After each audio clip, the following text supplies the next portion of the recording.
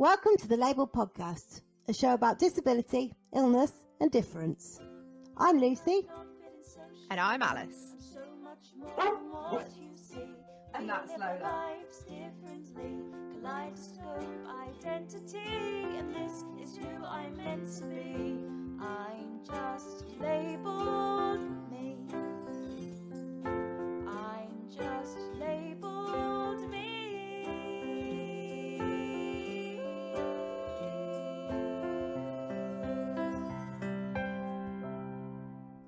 Don't forget, in this episode, I might swear, Lucy might cry, and you can check out details of the trigger warnings on our website. Hello, one and all, and welcome to another episode, yes, another one of the lABLEd podcast.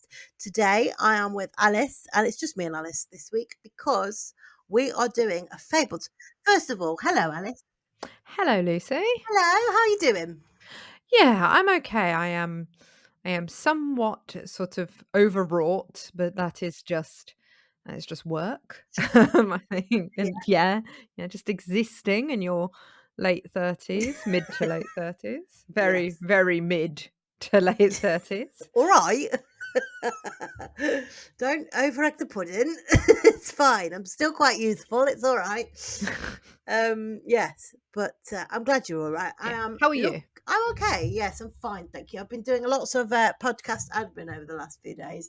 So I am sick of my own voice and slightly concerned that I may not have scheduled everything in the right order, but we'll soon see, won't we? I might have to borrow like somebody just to check everything before I click go on the episodes, but we'll see. But other than that, I'm fine. You get the real like behind the scenes nonsense on this podcast that you don't. Absolutely. Like no other podcast that I listen No. to do people talk about all of the behind the scenes bullshit that we do, because they all have sensible professional people helping them, and we're just like, oh fucking no.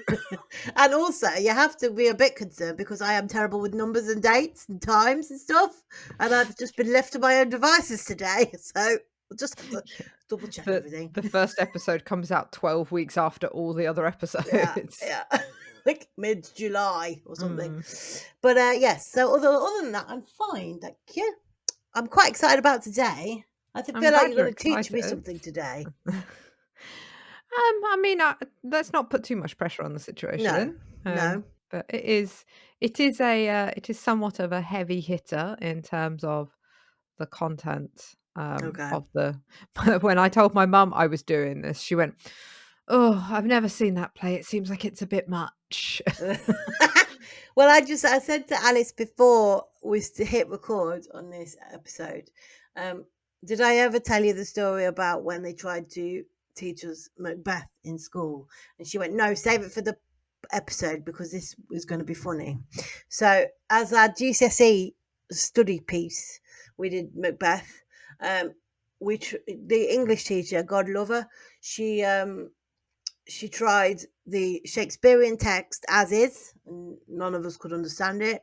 So she bought some textbooks that had got like the Shakespearean text one side and then written in plain English the other side. Nobody could understand it.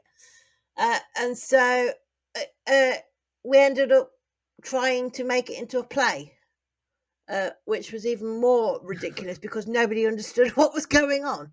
So we failed miserably there, really. You want to hear my hack for Shakespeare? My hack for Shakespeare is know the story first. Right. So understand this happens, then this happens, then this happens. Yeah. And then you don't necessarily need to understand every word because you pick it up as you're kind of you're like, oh, this is what this is, and this is what's happening here.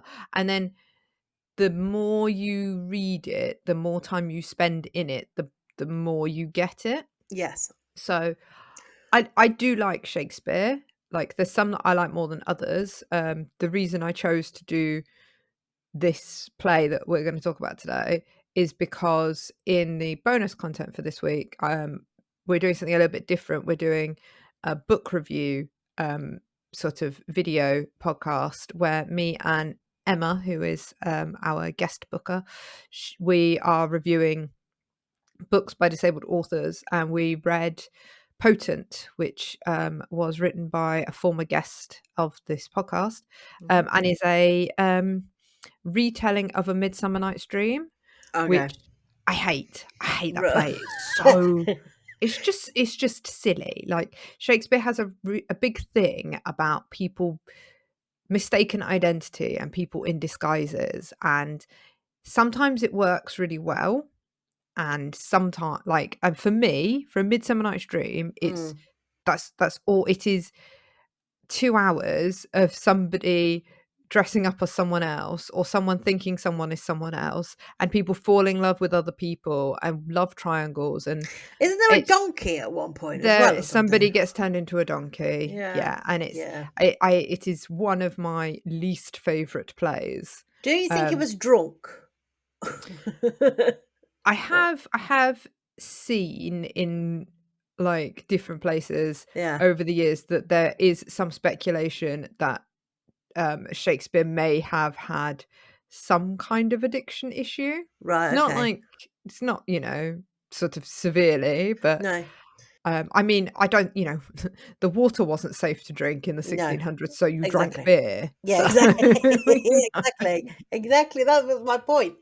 No. So I am. If I do look a little bit perturbed or puzzled at any point, it's probably because I don't understand what's going on. But well, I will give it a go. hopefully I will do my job and explain it to you before we launch too much into But it. also as well, I think this is when I like fables, when one of us, one or other of us, has never really read or understood the story before, because I think the listeners might be in that situation as well. Yeah. So it works well. I think I am realizing that we haven't actually said what I'm doing. No. So most people, obviously, when they think of, like, disability and Shakespeare, they think Richard III, but we've been and done the We've done real that. Richard. Yeah. Yeah. We've done that. So I decided to do something else. I'm doing King Lear. Ooh. Which See how is I sounded surprised then? I didn't know what I was doing. never mind the fact that we've had this in our calendar for 3 weeks and it's just as King Lear. It's one of Shakespeare's tragedies. It's called you can tell a Shakespeare tragedy because basically everybody dies at the end. Like, Right, that's how you okay. know it's a tragedy. Yeah, So well, I would say that was quite tragic. Yeah. Everybody dies. yeah, Romeo Yeah. and Juliet, tragedy. Tragedy. Guess why? So there's a few characters in King Lear who kind of fit in the, like, disabled space. There are characters who are sort of disabled pretty much from the beginning. There are people who acquire their disabilities. There's even somebody who pretends to be disabled. Okay. Our But favourite. again, like I say, it's sort of part of a disguise, and Shakespeare was big into disguises. Yeah. There's two main ones that I'm going to talk about mostly, though, and that is King Lear himself and Lord Gloucester. I'm going to try and avoid, where I can, using too many character names, because there's a lot of characters in this play who are named after places, and it Okay. gets a bit confusing. There's a Right. Gloucester, there's a Cornwall, there's a Kent, there might even be an Albany. Had he been on a tour, like, of, like... Just got back off his holidays. Yeah. But yeah, so also, just as a kind of a bit of a forewarning, I'm going to use the word madness and, like, mad quite a lot in this recording. And like Daisy always says, sort of, it's the words that were being used at the time. This play is like 400 years old. And so it seems right to use that word, even though it's not a word that we'd be using now to sort of talk about somebody with mental health. There are also some more sort of modern readings of King Lear that reframe that quote unquote madness as something else. But we'll talk a bit more about that Okay. towards the end. But shall I just tell you the story to start with? Yes, please. Okay. So King Lear has got 3 daughters. He is an elderly, aging king, and he has decided that he wants to retire and enjoy all the perks of being a king without any of the work. So Right. he's going to retire, and he's going to divide his kingdom up between his 3 daughters. Okay. But instead of being like, here's a third, here's a third, here's a third, he calls all of his daughters together and says, I will divide my kingdom amongst, like, dependent on how much you say you love me. So the Right. daughter Well, that says, okay. That's a I bit love you the weird. most, Yeah. gets the most. Which is like, It's a bit weird. it's not great. No. Um, That's I've got all sorts of like images in my head. That's not great, is it? no. No. So his eldest 2 daughters who are already married are like, yes, I love you 50 million times or whatever. There's big like proclamations, and he's like, okay, here's your bit, here's your bit. And then it comes to his 3rd daughter, Cordelia. Who says she's not bothered? She's about to marry the King of France, and she says something like, I don't think it's okay for me to tell you that I love you more than I love my husband. Fair enough. And also, I don't think it's okay that you want me to prove how much I love you. You should just trust that I love you. Yeah. And he is so enraged by this that he banishes her. Where's she banished to? Well, he just disowns her, so she has to go so off she has to go off. So does she go to Spain then? She's going to marry France, the King of France. France, not Spain. Yeah. So she goes off to Spain, to France. I mean, she could go off to Spain. She could nice little holiday in Barcelona. I'm off to Spain. Yeah. Yeah, she's like, fuck this, I'm off to Benidorm. Yeah. So yeah, so he ends up dividing his kingdom amongst his 2 elder daughters. After this happens, some other stuff happens. We're introduced to King Lear. Obviously, like any king, he's got like a court of allies, including Lord Gloucester. Lord Gloucester is like one of his longest sort of allies and friends. They're very close. Right. Gloucester has got 2 sons. He has a legitimate son named Edgar. And just to confuse things, he has an illegitimate son named Edmund. Because he couldn't think of different enough names. No, he was just stuck on E in the baby name book. Yeah, that was exactly what happened. Yeah. So after Lear, like he's banished his daughters, his youngest daughter, he then goes to his 2 eldest daughters have got their own castles, and he visits them one after another. And at each daughter's castle, they basically have a falling out because, as you may be learning, Lear's a little bit of a prick. Yeah, I was going to say exactly the same. It's a bit like a drunk uncle, isn't it? At like Christmas, where everybody dreads the fact that he's had another drink because any minute now, he's going to kick off. Yeah. I'm getting that sort of sense from the man. And the daughters, the 2 older daughters, have this whole conversation about how he's basically always been like this, but it's getting worse now that he's getting older. Right. We also, during this time we meet, when we've met Gloucester, Edmund, the illegitimate son, overhears Gloucester basically having a joke at Edmund's expense, being like, oh, he's my illegitimate son and he's fine and everything, and it was like worth the roll in the hay with whoever his mother was, but basically, disrespecting him. Did he know he was illegitimate? Or not? It's not like he's not like, oh my god, like surprised by it. Yeah, but he's angry, right? And what Edmund decides to do is try and turn. He decides he wants to get back at both his father and his brother. So he decides to start like scheming to just try and get power, basically. Okay, so far this sounds like an episode of EastEnders. It is a bit, yeah. Yeah. So Edmund starts spreading rumours about his brother being like disloyal towards Gloucester, who's obviously their dad. And Edgar, who is the legitimate son, is like, Yeah. well, shit's gonna kick off, and so he does a bunk and like gets out of Dodge, basically. Right. After Lear visits his second daughter and she's like, get out my castle, he is left, he storms out and is left wandering the kingdom, basically. You know, he's got no home, he's got no family who want him anymore because he's alienated everybody. And so he's out on his own.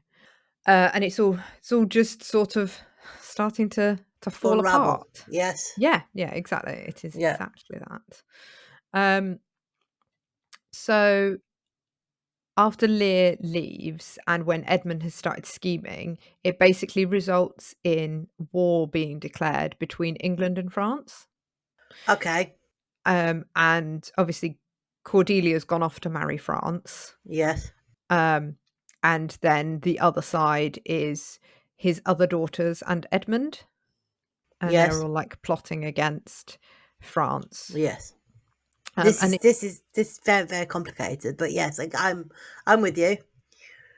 And the war thing is not, it's weird, it's not hugely important. It is the story in a lot of ways. This is the action that is happening, is that this war is happening, but it's sort of going on in the background the whole time. I was going to say, is it like background noise, basically? Yeah.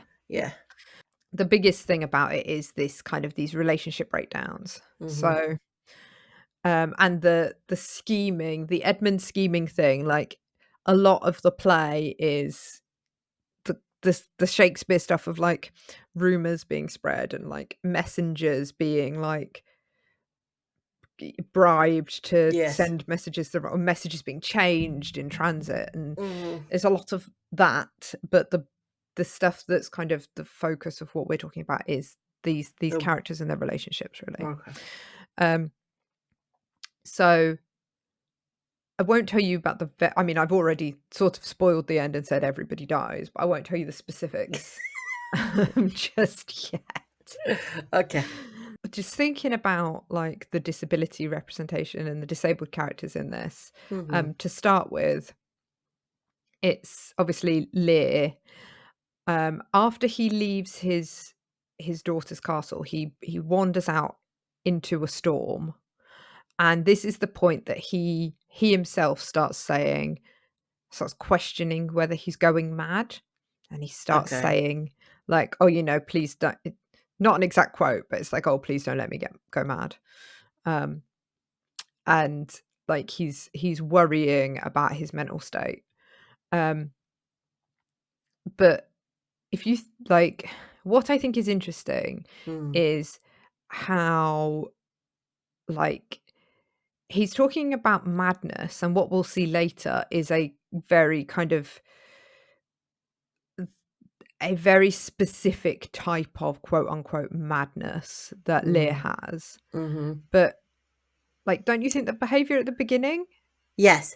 That's not someone who's doing all right. No, that is somebody who's very quick to anger and I would say is not very happy, just in general, really, because happy settled people don't do stuff like he's that. being irrational as well, isn't he? Like, who asks their children to prove how much they love them? I just think that's a bit weird. That's a bit creepy. It's very egotistical, isn't it? It's a real like abuse of power to be like, I'm going to give you this inheritance that you would probably have if I dead. X, Y, Z first. Exactly.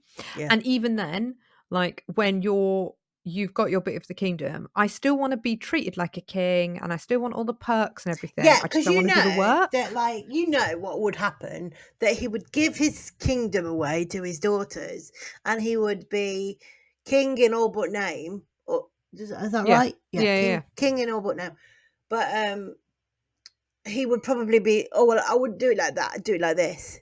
I'd do it like, you know what I mean? That kind of controlling. And he very specifically is like, he what he wants to do is he wants to ride around waving at people and Yeah. going to like fancy meals and Yeah. museum openings and things like that. That's what he wants to do.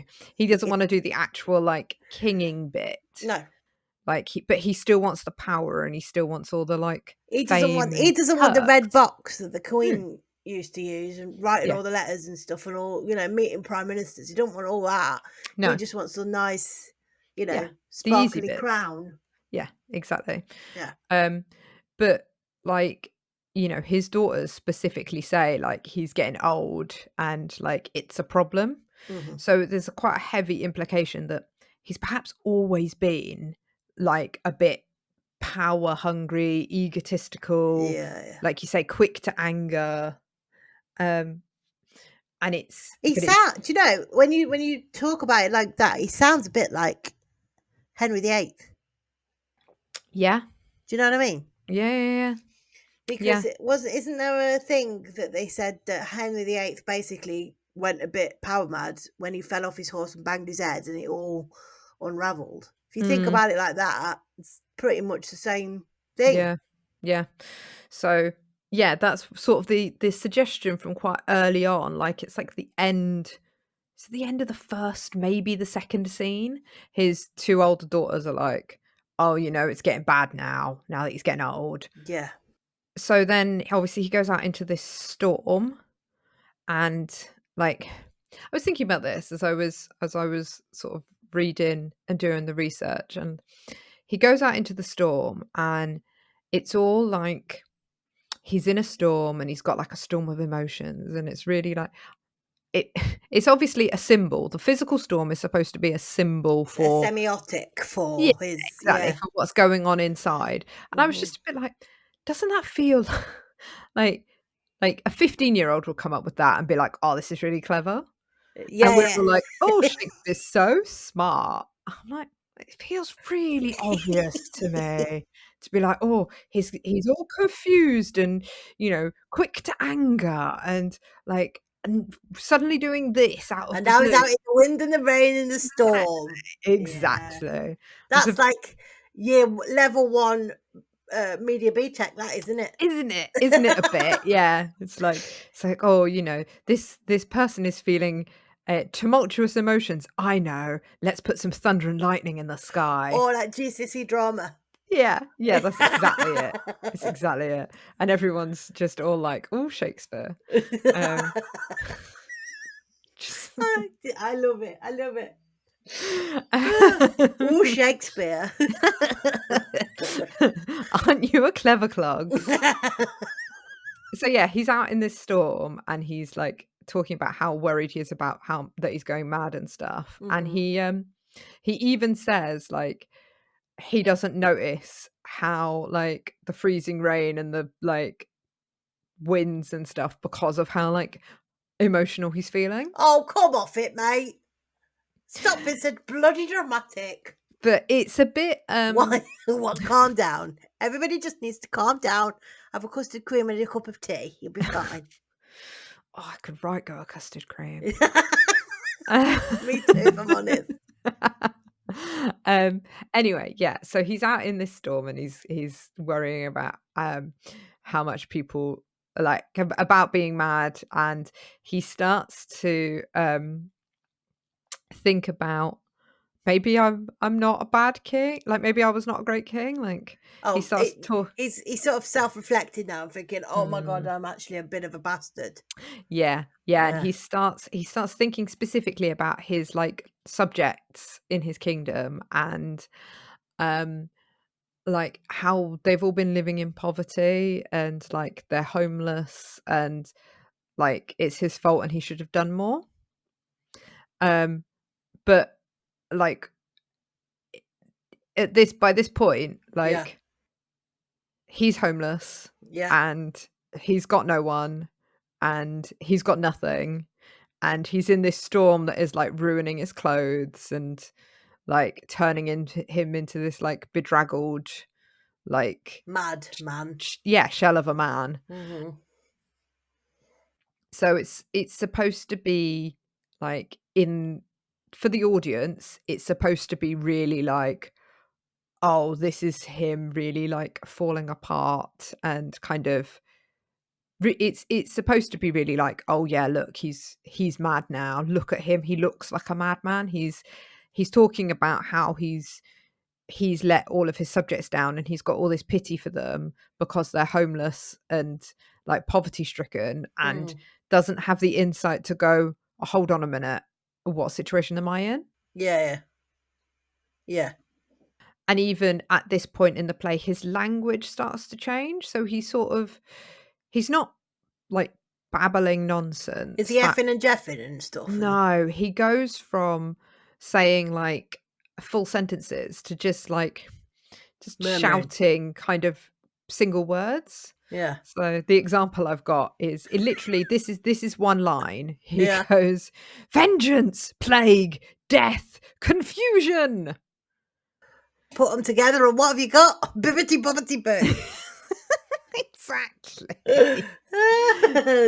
But like in the middle of this raging storm, so it's just all a bit So on the basically nose, he's isn't it? outside shouting in the cold. Mm-hmm. And not recognizing his own situation and like behaving as if he's still got power and influence when Yeah. he's a man standing in the rain shouting Shouting. at the sky Yeah. with nothing to his name. No. So that kind of this mad homelessness beggar thing is what Shakespearean audiences, that for them is absolutely like the archetype of what is madness. Right, okay. Like at the time, that It's kind the fall from grace thing, isn't it? I think. yeah, but at the A bit. time, that kind of shouting at the sky, having nothing, being in poverty, being homeless, being like a beggar, Mm. that's what Shakespearean people in the 1600s, that's like if you ask them to draw a picture of a madman, that's what they draw. Right, okay.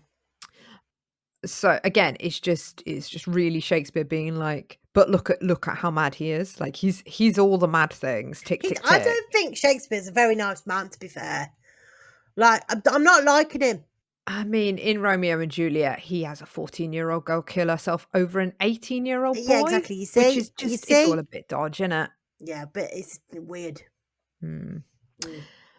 So we're gonna just park what we were saying about King Lear a little bit to Okay. kind of, because I just want to talk about Edgar.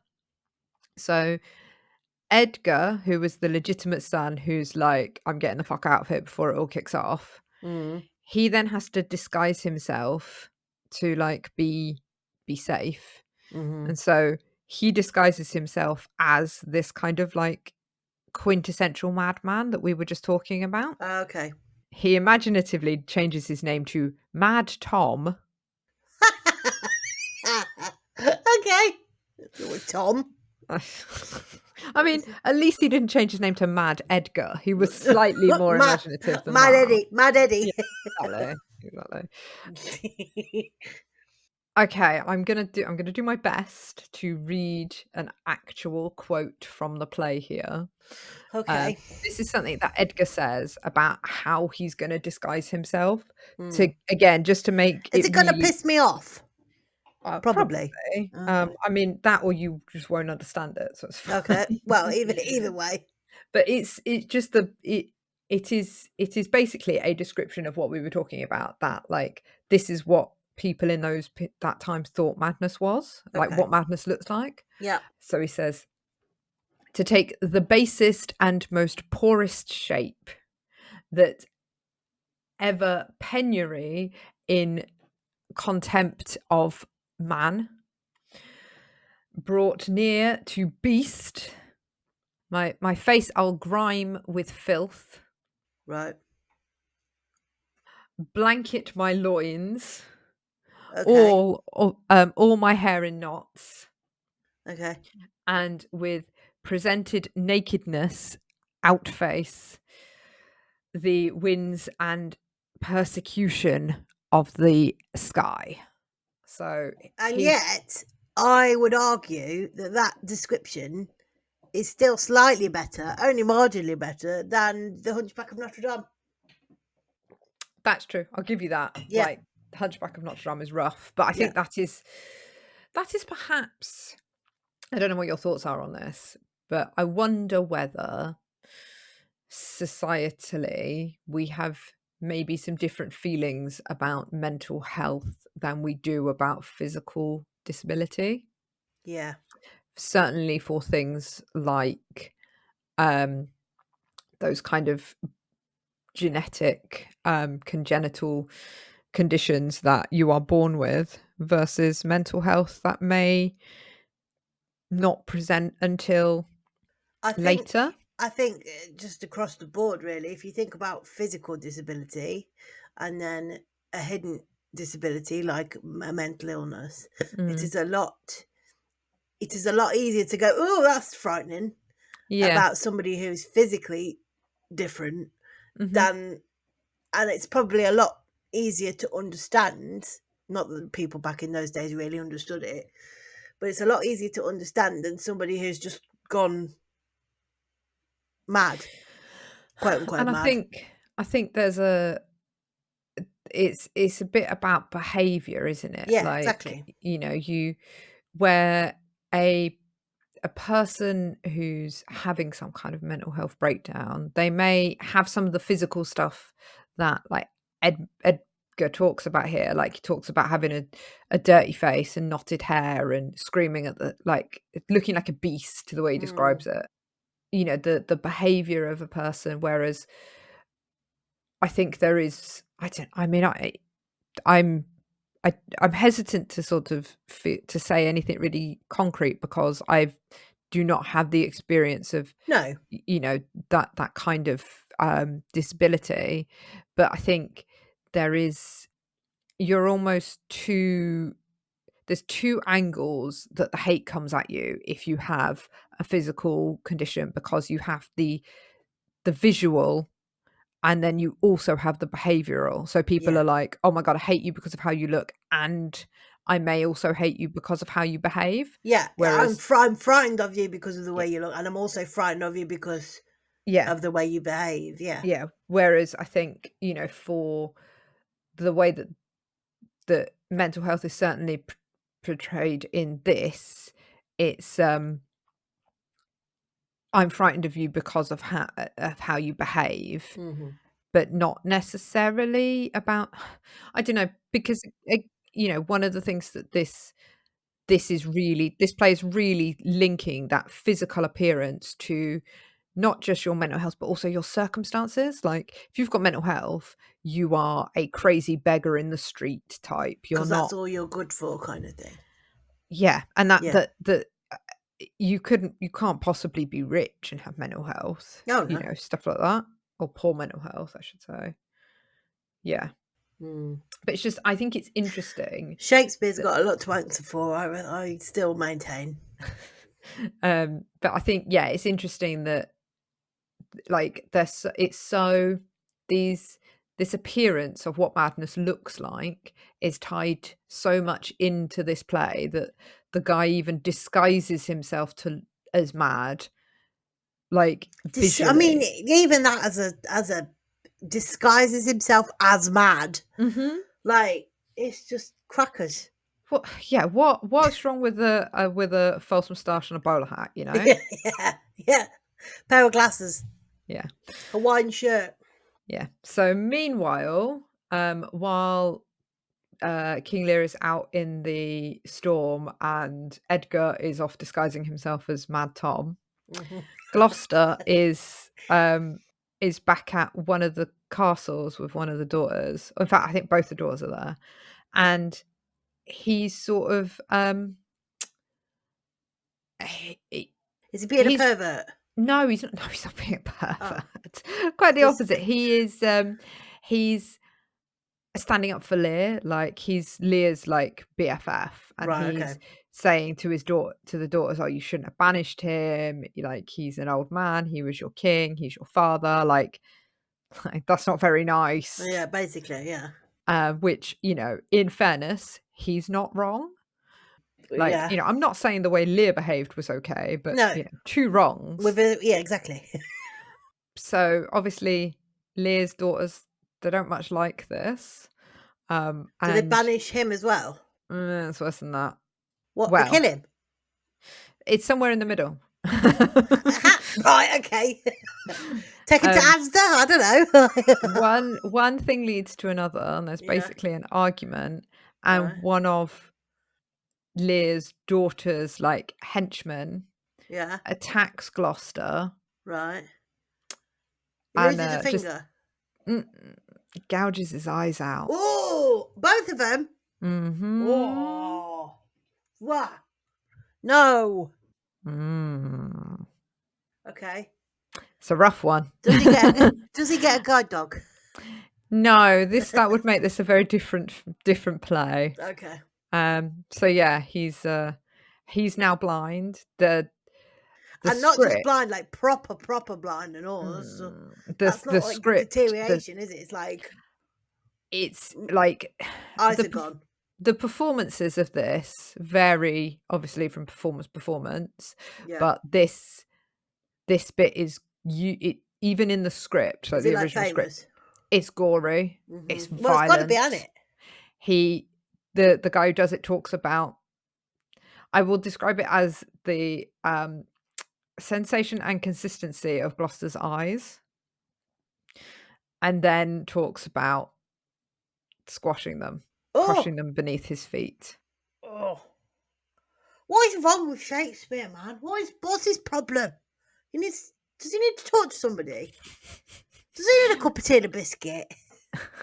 Like, yeah, it's rough. I mean, I do think that kind of, not necessarily that kind of violence, but I think that kind of gore was probably a bit more familiar to people, just because you know, they didn't have the NHS. You didn't go to A&E. Well, and also they lived in the time of Henry VIII. Yeah, they would just chop your head off as soon as look at you. Well, it was and Elizabeth II, who, you know, was chopping off her siblings' heads and burning people alive. Yeah, exactly. So yeah, you know, and that was like a nice day out. Yeah, but it's time for a good burning, also, and then we'll go and have a sandwich on the park. Henry VIII boiled his cook as well because he thought he'd poisoned everybody and he hadn't. Just stuck him in a hot boiling pot. He needed someone to talk to, didn't he? He was not doing okay. Calm down, mate. You're all right. I mean, I've seen pictures of Henry VIII. He had enough biscuits. Well, yeah. Maybe we could have a calorie counted biscuit. I just think he looked like the sort of person who needed a nice walk in the sunshine and someone to perhaps point out some of the problems he was maybe having. Some fruit and vegetables. So after this happens, like, it's in that scene either that, like, it's horrible. Quite often there's even, again, it's in the script. The script continues throughout the rest of the, like, play to talk about, like, the bloody wounds on his face. Oh, so he's still got the wounds, basically. He's still just walking around with gaping wounds around his eyes. It is a very, like, you can't miss this. Like, it's not easily escape, like, it's you know, oh, I forgot this happened. Right. That's not GCSE drama, is it? I think this is sometimes a GCSE play.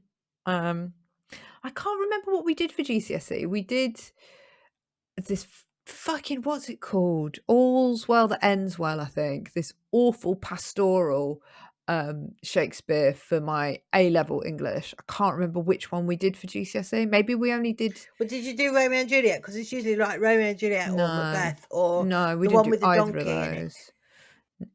It might have been A Midsummer Night's Dream, and that's why I hate it. And yeah, I have that just would make sense. Blocked it out of my mind that was what I did at GCSE, so that I don't have to think about it. Yeah.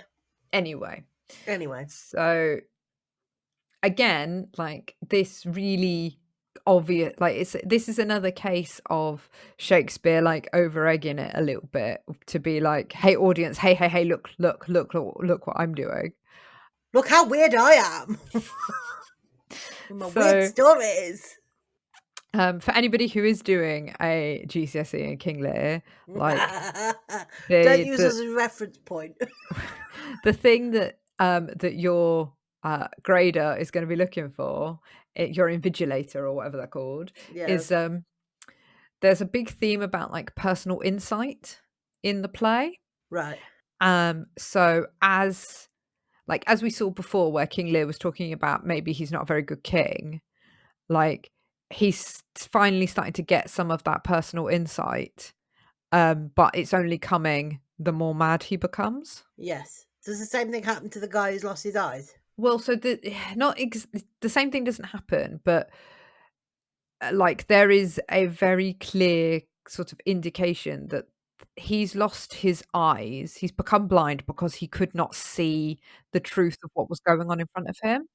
So all of the stuff with the illegitimate son, like Yeah. leaving him, Yeah. all of that, it's Yeah. supposed to be a very like, oh, you couldn't see the like the deception. Well, now Yeah. you can't see anything. It's again, it's very heavy-handed Shakespeare. Very, very like GCSE drama. It is, yeah, it is all a bit GCSE drama, to be honest. But yeah, that's like that is a whole thing, and there will be a bit more of that later on as well.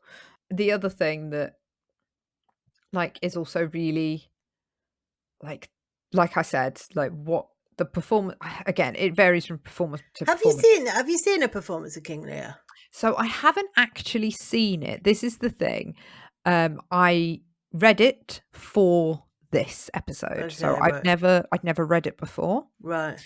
I started reading it and I went, no, I'm not following this. So I went away and I found a audiobook version of like a study guide Right, okay. that went through and was like, this is what happens in Act 1, this is what happens in Act 2. Okay. And like I said, it meant I knew the story. So you could understand it a bit. Then Because when I I'm went just back to wondering, like, listening, how, when they do a performance, how the man that was once all seeing and is now blind or visually impaired or whatever you want to call him or whatever, how did they, like, does he just walk around with his eyes shut, sort of staggering about like your classic blind, like, so quote from unquote what blind I've person? seen, like from pictures and stuff, most performers have like a horrible Blindfold. bloody blindfold. Nice. It's like stage blood, but like Yeah. just like I was saying, they don't let you forget that it's happened. Yeah. Like that's there for the rest of the play. He's not got dark sunglasses on and just No, like no, Stevie Wonder's rocked up no, it's not got dark sunglasses and a white stick. and a dog. And there is a like the scenes where he's being guided, but there's also like there is an element of the like stumbling, groping sort of. This goes on to a little bit what I was going to say before. It's depicted to be like a look at this awful thing that has happened. Yes. Like this man has been reduced to like stumbling, desperate, blind, needs help, can't. Yes, pity the poor cripple, basically. Yeah, that's exactly. And I'm using that word in historical context rather than, Yeah. So that and it's like that goes this kind of to be pitied. It's also ties in, I think, with the fact that being blinded is like a real punishment for this character. Like, you failed to see your bastard son's betrayal. Or what a bit of a bastard your best friend is. Exactly. Or the loyalty of your legitimate son. You failed to see all of those things. Yes. And so here is your horrible, violent punishment. So that all happens. And then they basically one of the like servants tries to protect Gloucester when this is happening, and he gets murdered, and then they basically just throw Gloucester out into the just back out on his arse, blinded and alone. Oh, what nice people. Yeah, they're not. Lear's daughters are not. They are Nice. also not doing great. No. Like no one in this the whole play is like having the best time, or has Nobody had a comes out well particularly- of this, do they? No one here has had a very nurturing childhood with people who cared and listened to them. Yeah. So he's had this real like punishing blindness for all of his failures of like lack of personal insight, basically. Oh, yeah. And he's sent out into the world, and he's wandering around outside. Sorry, I don't know if you can hear that. I've got this fucking dog under my desk. Huffing. Like a teenager being made to study Shakespeare, bitching and whining in the back of the class. I can't hear it. Break time yet? Wanna go out and play? Yeah, so he's out wandering in the world, and he's so miserable with his blindness and his loneliness and his situation that he's decided he wants to throw himself off the cliffs of Dover. Okay. Does he do that? So, I mean, first of all, I never really, throughout my whole listening to this play, I'm still not sure I understand where this play is set, because Right, yeah. It's like general England. Yeah, but then also like they're at war with France, but France is here already. Like it's all a bit.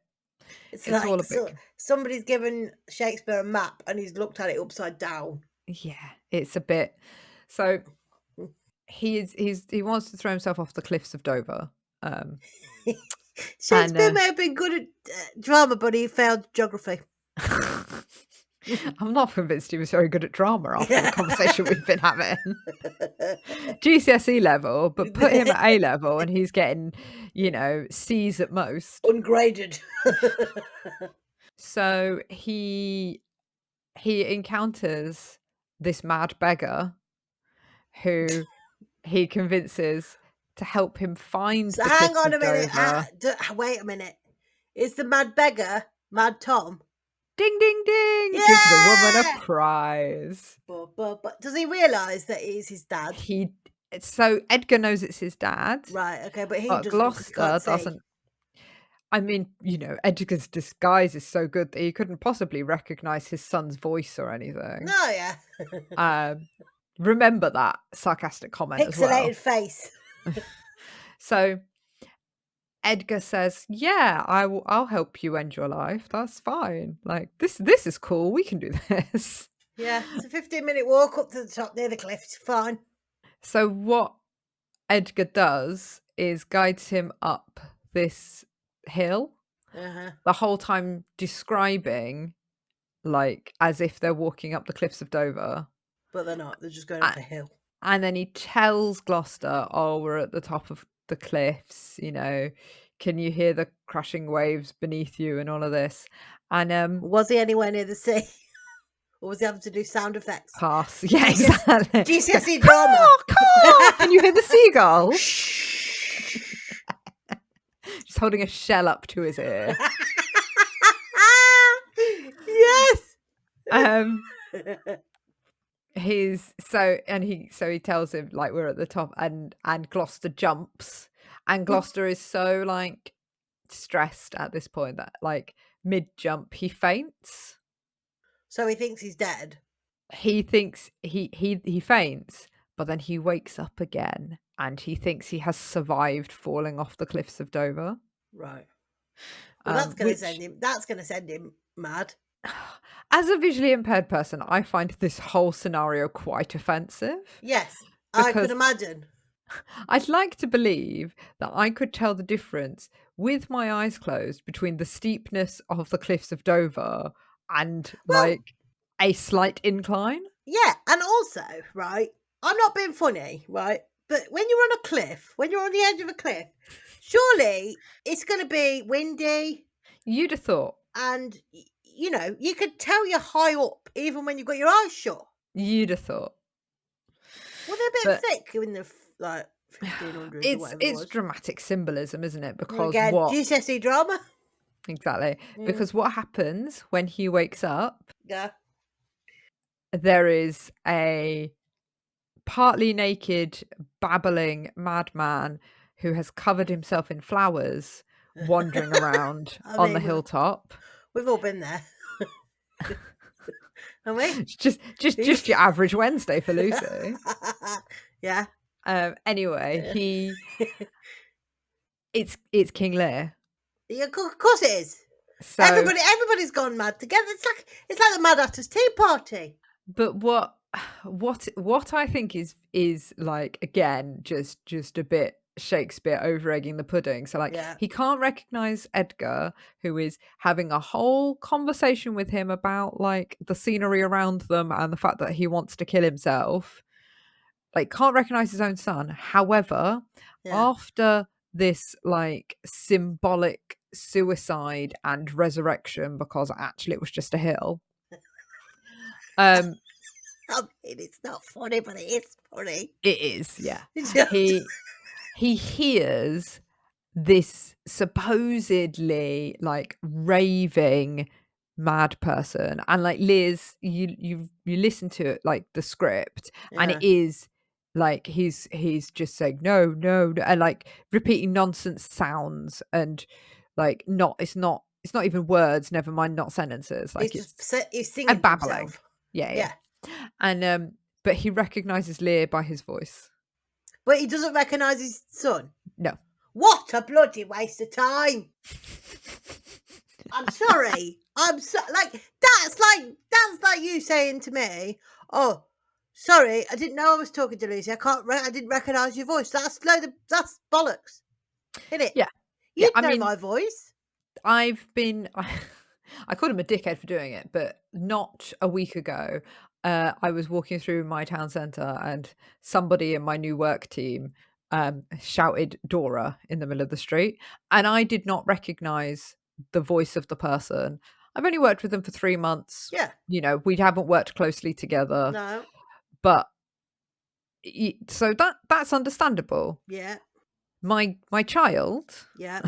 my best friend of 40 or 50 years, like you're gonna recognize their voice, Yeah, exactly. even if you were pretending not to be you. Yeah, even Like- if I came on a recorder and went, "Hello," you'd be like, "What are you doing, Lou?" Just I had I did have a friend at school who used to do impressions, and we would periodically get her to ring our mums at work and say that we were being sent home from school Okay. to skive off for half a day. Yeah. See, I'm not good at impressions. No, I'm just not good at funny impressions. voices. So Hello. maybe Edgar was like, ready to be on Spitting Image or whatever it was Yeah. called. A puppet. Yeah, exactly. Mm. It's ridiculous. So yes, Absolutely ridiculous behaviour. Mhm. So King Lear's lying in the ditch with no clothes on, covered in flowers, singing to himself. essentially, yeah. The other guy has Gloucester. been jumping around on a hill, thinks he's dead because he's passed out, has woken up and is like, what's happening with him now? So there's this whole kind of bit is a little bit like, from here it goes a little bit kind of redemption storyline. So Okay. like, Gloucester has regained Consciousness. he's become able to see again, even though we can't What? see. Well, no, listen. Even though we Okay. can't physically see, Right. symbolically, he can see the error of his ways, and he can see his king again, and all of that stuff. Okay. When Gloucester and Edgar find Lear, they're like, "Well, this is not a well man," and so they take him to a doctor. Oh! Common sense prevails. And Lear wakes up in a tent on the battlefield. I think it's on the battlefield, and his daughter Cordelia is there, who is the Okay. one that he banished. Right. And again, it's a kind of redemption. Like, he's finally reunited with the daughter that he exiled, and he's all like, is he talking in sentences now, or is he still just shouting? no, he's talking in sentences again. So Right. he appears to become a bit more. He's still not what's the word I'm looking for? Like, Coherent. it's not that he's Calm? coherent. No, he is. His understanding of the situation Yeah. is not necessarily reflective of the reality of the situation. So, Does like, he feel like it's just been a dream? Almost. no, he's talking about how pleased he is to see his daughter, Yeah. but he doesn't really recognize like the fact that she might still be devastated by his behavior, and he's like talking about sort of I'm trying to find a bit in my notes that sort of talks about it specifically, but she's basically like, I'm still devastated by what you did, and you've Yeah, torn our whole you've been kingdom an apart. arsehole, basically. Yeah, Yeah, and yeah, you yeah. know, do you recognize that's it. He doesn't understand the implications of what he's done. What he's He- he's still just like, oh, you know, I've missed you, and now that we're back together, like, you know, let's hang out, and like, you know, how do you fancy a game of Go Fish? Yeah, are you coming for Christmas kind of thing? Yeah. But also sort of not, because he says something about how they're like, it's also a little bit nonsense. Like, it's Yes. not complete nonsense, but it's a little bit like it sounds like almost like he's a child. Like, he doesn't really. So like he's not completely got a grip of complete reality, basically. Yeah, basically. And it's just so like, you know, oh, I missed you, I'm so glad you're back, instead Yeah, of that's the basic feeling of this is how I'm feeling. He's got no Yeah. sense of how his actions have affected the person Yeah. he's you know, members of his family and his friends and what have you. He does ask for her forgiveness. Okay. So there's obviously some kind of reflecting on his decision making, Yeah. but it's more, woe is me, I was a terrible king, not Yeah. like I was a bad dad, and I'm sorry I did that to you. Yes, I get you. So from this, like, I can't. I only listened to the play once, so I apologize if I've got this wrong. But either they're captured in the tent, or the tent was on enemy territory and they were already captured. But they're Okay. like imprisoned. Him and Cordelia are imprisoned together. They can't leave the tent, basically. Yeah, basically. Yeah. They're put in a proper prison, and there is this it's quite humiliating for the character, I think, for the audiences to watch, like this, like you said before, about this real fall from grace, to go from like King Lear, who was like, although he was irrational and egotistical and full of rage, there's an element of power in that, to now he's talking like a child, like he's behaving like a bit of a sort It's of like regressed almost. yeah, Yeah. and it's quite humiliating for the character to have kind of regressed like that. And so this kind of goes back into what we were sort of saying before about that kind of it's just that options for disabled characters, like, you know, Gloucester has his eyes out. Has his eyes out, but he is almost kind of redeemed and rewarded because he tries to kill himself because being disabled is so terrible. Yeah. And then they're like, oh, well, you can have a level of personal insight now, even if you don't get actual sight. Yeah, it's that whole trope thing, isn't it? Of being disabled is awful, and so therefore you must kill yourself. And I think a little bit. So what happens? The way the play ends, basically, after Lear is reunited with Cordelia and they're like imprisoned together, it very quickly goes from like bad to worse, and Of course it does. She ends up being killed by Edmund and her sisters. Edmund and her sisters. So her sisters gang up on her and kill her. But they were always like fighting. You know, Edmund was Edmund was the illegitimate son who was Yeah. always kind of scheming, Yeah. and the sisters were always kind of, the reason they were proclaiming their love was because they were doing like a grab for as much land as possible. Yeah, it's a bit like the ugly sisters situation in Cinderella, isn't it? They've been given everything on a plate, and therefore, why can't I have this? Why can't I have that? Why can't I have the other? Is that the kind of sort of thing we're looking at? It's Like not. I don't even spoilt, think it's that. entitled. It's definitely entitled, but instead of asking the questions, they're just like, I'll just murder people until I get what I want. Yeah, exactly. And one of those people who stands between them and what they want is their own sister. Yeah. So I don't they think just Cinderella was that bad, was it, really? they just have her killed.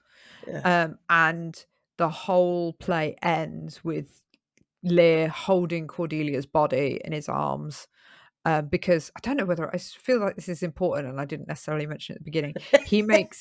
He makes a big fuss at the beginning where he talks about when he wants them to proclaim their, I can't say that word, their love, Yes. and Cordelia refuses to. He makes this big song and dance about how she's his favourite daughter. Okay. So, but that makes sense at the end, doesn't it? Really, if you think about it. After she's dead, yes, like Lear dies of a broken heart. Yes, there you go. That's the end of the play. Yeah, because there's a bit of foreshadowing there right at the very beginning, isn't there? Well, and there's I think one of the things that like what could have happened is Lear could have risen, like called back that rage that he used to have and that power that he used to have to avenge his dead daughter. But he just dies of a broken heart. And I think, don't you think that feels a little bit like you can get back some kind of sight if you're blinded because you can get personal insight. But if you're mad, there's nothing for you. There's no options for redemption. There's no options for getting that power back. If you're no, because it's like back in those days, it was like madness is, you lose everything. You lose status in society. Yes. You lose your family because nobody wants to be associated with you because everybody thinks you're balmy. Yeah, quote unquote balmy. But so it feels to me like he dies because, like, yes, he dies of a broken heart, but like you feel like in the writing of it, the ableism of it is like he has to die because there's no option. You can't have a king who is both mad and happy, or both mad and powerful. Like, you can't have a good mad king. or has bouts of madness and yet is stable, or exactly has a manageable condition. Yeah, you can't have a disabled character who also has power or happiness. That's not allowed. So you have to kill him. That's what this feels like. We're all under the thumb and miserable, Alice, aren't we? Exactly. Yeah. It's what you always see. You are either, if you're disabled, you're either like bitter and miserable, or pitiable and miserable. Yeah. Like you can't be like, well, I'm going to be mad, but I'm also going to have learned from my he's reflected on his abilities to be a king and noticed that he wasn't a good king, but they can't have him learn from that and go back to being king and be a good king and have power and be happy, but also have a mental health condition. That's not allowed. So yeah, they just kill him, and that's it. That's how the play ends. Nicely wrapped her in a very gory bow. Exactly. Nice, neat, ableist bow. Yes. Congratulations, Bill, you've done it again. So yeah, that's King Lear. I have got some other stuff to talk about, but what are you thinking? What are you feeling? Worse than Macbeth? Well, I don't really understand Macbeth. There's a lot of there's a lot going sort of a bit bananas in Macbeth, really, isn't there? She kills somebody and then is seeing things. I just think Shakespeare, as a playwright, was fascinated in some sort of weird, creepy way by disabled people, and like if Shakespeare was around today, I would not be surprised if he was one of those weirdos on the internet who was asking for foot shots of people in wheelchairs. Yeah. Do you know what I exactly. mean? Like, Yeah. because I'm doing some research for a play, Yeah. and I need to see what a deformed foot looks like. Yeah. Weird, like the guy whose search history is like amputee porn. Yeah, absolutely. Yeah, inspiration porn. Actually, no, he wouldn't be interested in inspiration porn, would he? Because No. he'd say us as, oh, the poor people. I'm so glad I'm not like them. Yeah. You know? Yeah. No, he's got a lot to answer for, I think. So but there are some interesting things about this play, I think, that are like with the way people have like understood the play over the years, because obviously this play is, I meant to look it up for today and I didn't, so I'm going to take a wild stab. This play is probably 450 years old. Like, it's Yeah. fucking old ass play. yeah, But people have been like talking about it and thinking about it for a long time, because that's what people do. mhm. And I think as I was reading it, as I was doing my research, it was really interesting to see what people thought his choice to have a mad king was about. Like, why did he write that into the... So I didn't know this. Apparently, Shakespeare used to take his inspiration for plays from like existing content. So a bit like Yeah. how all the Marvel films are adapted from comic books. Yeah. King Lear Yeah. was a story Right. about a king with 3 daughters, and I don't know what the context of it was, but that it was a story, and Shakespeare went, basically did some fan fiction. It's like, I could do a better job than this. But Newsflash, Bill, you can't. the original story Yeah. that he's took from, King Lear isn't mad. Oh, well, that's the thing. Oh. So he put it in on purpose. Yeah, you see, that's just not on. But people sort of have over the years talked about why he made the character mad. Like, is it representative of something? It's sensationalism, isn't it? I think there's definitely an element of that, because Yeah. he wouldn't be leaning so heavily on the tropes of like the performance of disability, And it's if got he to be as wasn't gory and as depressing as... exactly. Yeah. If he wasn't being, if he didn't want to freak show it a little bit. Mm-hmm. But I mean, smarter people than us have said other things. Doesn't mean they're right, but they've said other things. I'll bite them. So for a long time, people thought it was like supposed to be a representation of social decline.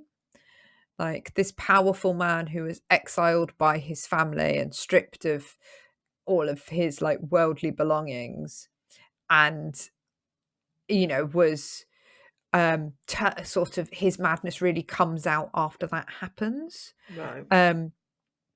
And that there is, I think there is also an interesting kind of the fact that there is an element of, he talks about, and Edgar talks about, madness being related to poverty, and there is a social commentary there, like that. I is suppose, and that is a point that playwrights like Shakespeare to do that, don't they? They like to make a point and point. Charles Dickens was always one for doing it, pointing out the pitfalls of society. Yeah. But I do think the disability angle is basically for bums on seats. So to make people go and see his play.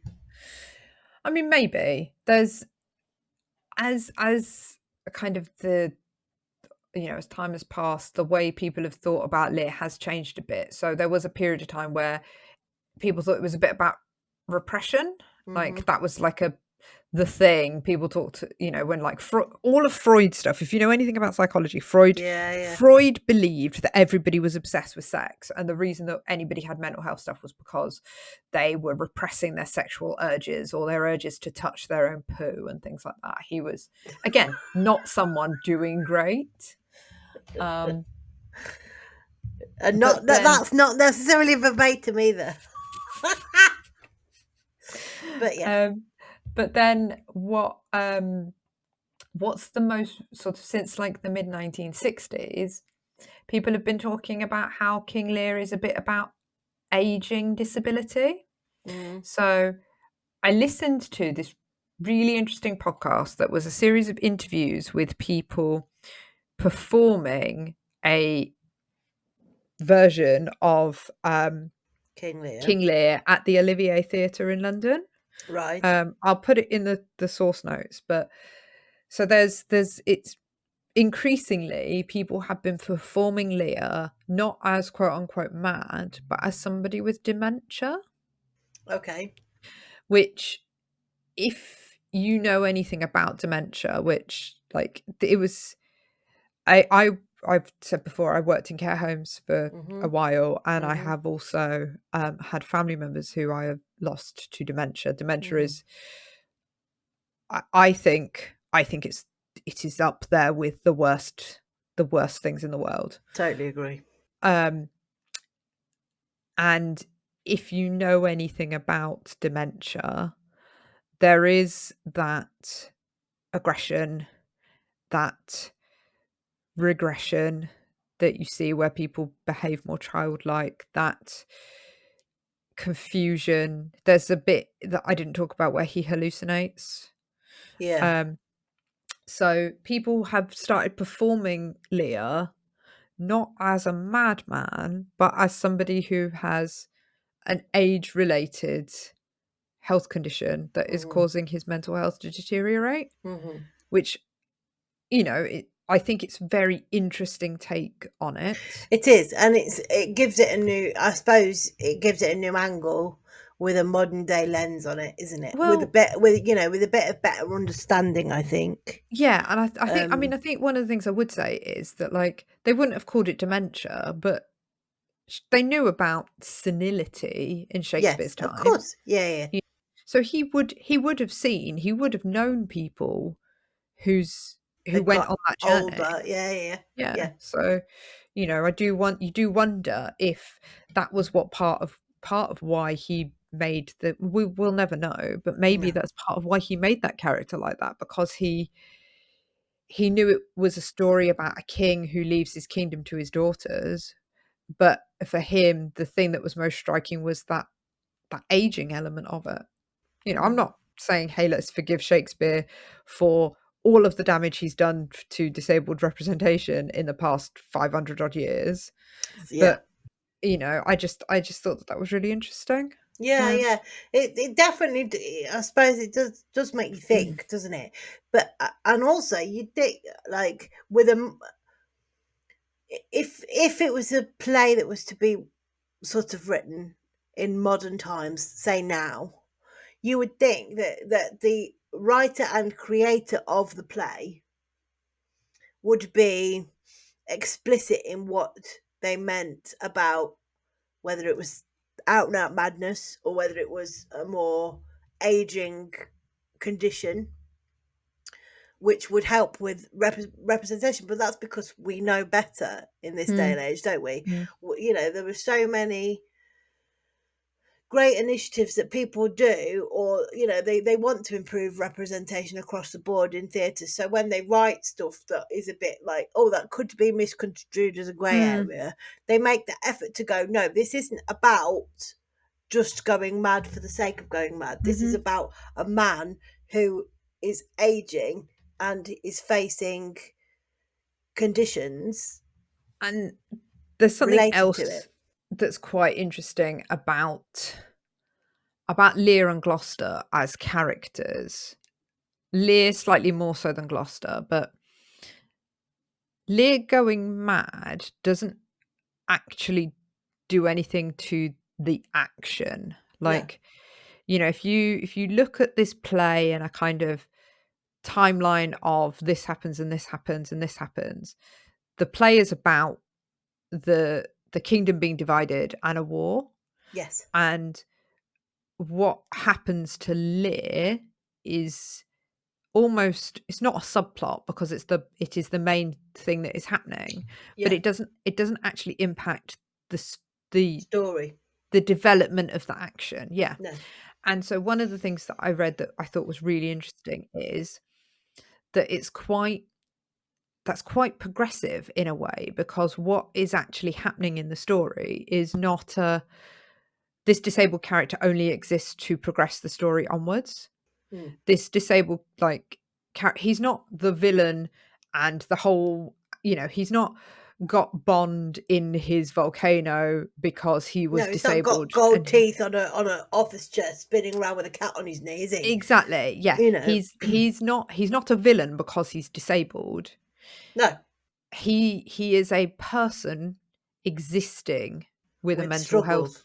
Yeah. stuff, Yeah. and the action is going on around him. Yeah. It makes him quite passive, but it makes him, it's more reflective of what it's really like to be disabled, where you're just living your life as a disabled person and getting on with shit, and then the other stuff is going on around you, and sometimes you're involved in it, sometimes you're just painting your toenails, it's Yeah. I thought that I was know a what you really mean. interesting sort of point, that the story is about living with a mental condition. health condition, even Yeah.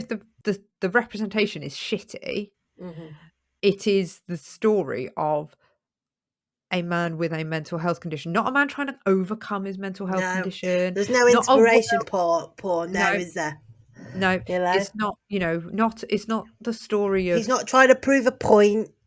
he's not Tiny Tim. No. So, he's not the reason that other characters do things. It's very clear that those sisters do the things they do, and that Edmund does the things he does because of their own power grabbing.